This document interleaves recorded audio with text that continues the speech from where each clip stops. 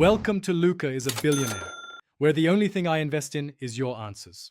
You start by preparing the keyboard and your posture so typing is accurate from the first stroke. Place the keyboard at elbow height and keep wrists straight. This reduces fatigue and miskeys. Once connected via USB or paired Bluetooth, press a few letters and use space, enter, and backspace to confirm response. Make sure repeat rate feels right. If not, change settings. This early validation prevents errors later and lets you focus on learning key locations rather than fighting connectivity. You now build muscle memory by mastering the home row and modifier keys because they're the foundation for speed and shortcuts. Place fingers on ASD and JKL and use thumbs for space. That central anchor lets you reach others without looking. Once comfortable, practice Shift for uppercase and Control/Alt/CMD combos for common commands.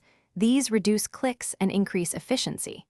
Continue with short drills of 10-15 minutes, focusing on one or two keys until movements feel natural and consistent. You finish by integrating advanced combos and customizing settings so the keyboard fits your workflow. Practice common sequences like copy/paste and app-specific shortcuts to reduce task time. Once done, tweak repeat rate and layout to match speed and hand size. Make sure modifier combos are fluid by practicing transitions.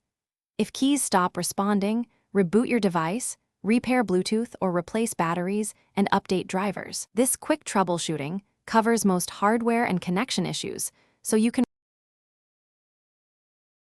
Thanks for watching and please subscribe. It's the best investment you'll ever make.